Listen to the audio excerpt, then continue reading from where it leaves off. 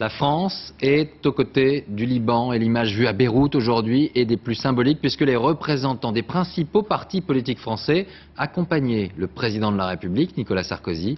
Le chef de l'État était venu adresser un message commun au nouveau président libanais, Michel Sleiman, un message de soutien et d'espoir en l'avenir. Reportage sur place, Mickaël Darmon, Philippe Turpot. Lorsque les chefs de parti arrivent ce matin à l'aéroport de Beyrouth, ils se posent une question. Comment jouer le rassemblement tout en évitant de se faire manipuler par Nicolas Sarkozy? Je ne suis pas tout à fait tombé de la dernière pluie.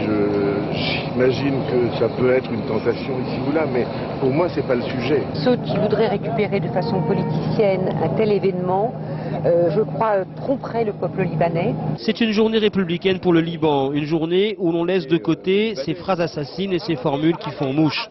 Le socialiste François Hollande, aujourd'hui, n'a pas l'air d'en vouloir à Bernard Kouchner d'être un ministre sarkozyste.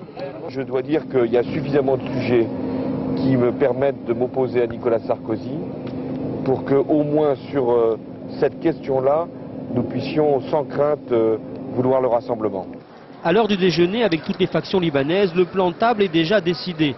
Pour le représentant du Hezbollah, c'est Jean-Pierre Raffarin qui s'y colle. Tandis que Nicolas Sarkozy essaye de rassurer les anti-syriens, inquiets de son dialogue avec Damas. Tous les pays ont droit à leur indépendance. Au nom de quelle fatalité le Liban n'aurait-il pas le droit à la sienne?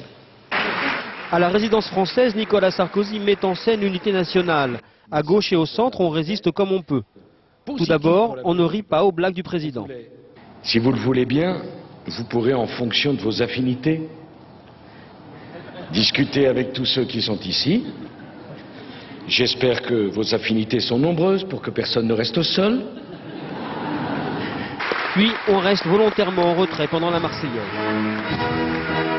Je ne suis pas non plus naïf au point de penser que Nicolas Sarkozy fait les choses simplement pour la cause qui est la nôtre. Il a aussi une opération de communication.